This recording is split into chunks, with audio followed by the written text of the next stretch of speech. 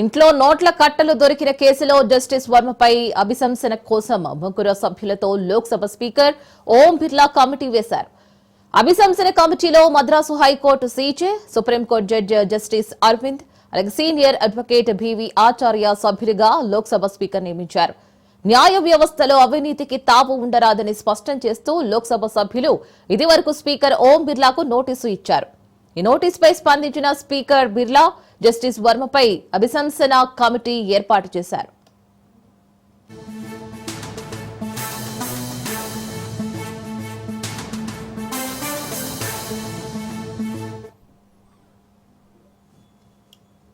దీనికి సంబంధించి పూర్తి డీటెయిల్స్ మా ప్రతినిధి పవన్ అందిస్తారు. పవన్, జస్టిస్ వర్మ అభిశంసన కమిటీపై ఏర్పాటు కూడా చేశారు. ముఖ్యంగా చూస్తే అభిశంసన వర్మ కమిటీ ఏర్పాటు చేయాలని చెప్పి కూడా ఇప్పుడైతే సుప్రీంకోర్టు ఆదేశాల మేరకు లోక్సభ స్పీకర్ ఓం బిర్లా కూడా ఒక ముగ్గురు సభ్యులతో కూడిన ఆ యొక్క కమిటీ కూడా ఏర్పాటు చేశారు. మొత్తానికి చూస్తే మాత్రము ఇంట్లో నోట్ల కట్టలు దొరికిన కేసులో జస్టిస్ వర్మ పైన దీనికి సంబంధించి పూర్తిగా ఆ కేసు దర్యాప్తు చేయాలని చెప్పి కూడా సుప్రీంకోర్టు ఒక కమిటీని కూడా ఏర్పాటు చేశారు. ముగ్గురు సభ్యులతో కూడిన యొక్క లోక్సభ స్పీకర్ ఓం బిర్లా కమిటీ వేశారు. అయితే ఇందులో చూస్తే మాత్రము మద్రాసు హైకోర్టు సీజేతో పాటు సుప్రీంకోర్టు జడ్జి అరవింద్ కూడా ఉన్నారు.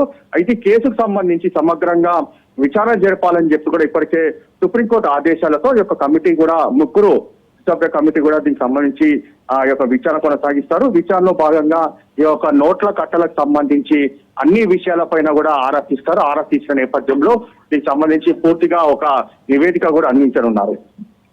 Right Pavan, thank you.